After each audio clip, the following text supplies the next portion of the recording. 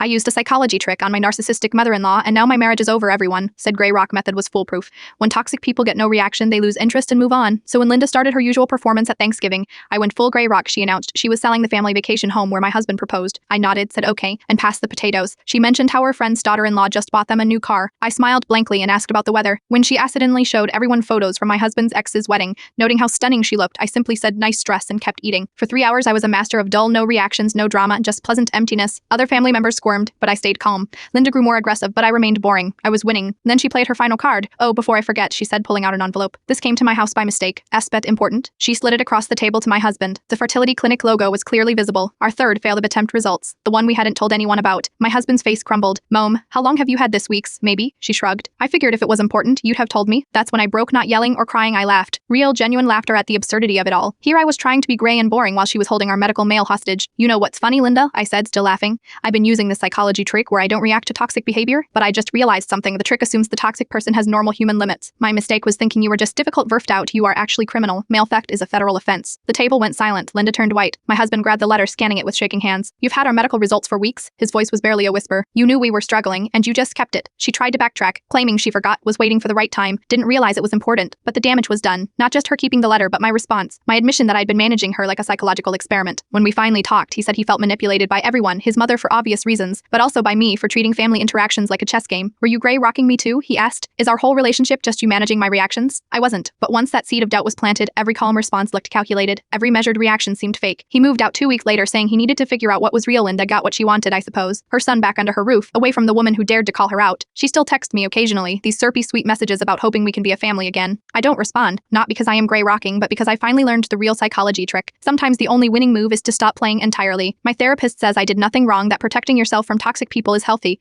but she also said something that haunts me. The Grey Rock method works great on narcissists. It just doesn't work as well on the people watching you do it. Last week, I saw my husband at the grocery store. He was buying the organic pasta his mother hates. Small rebellion, but still he asked how I was doing. I almost went Grey Rock out of habit, then caught myself. Honestly, I said, I am sad, I miss you, and I wish I just told your mother to fuck off instead of trying to be clever about it. He laughed, really laughed, for the first time in months. Yeah, he said, me too. We're having coffee next week.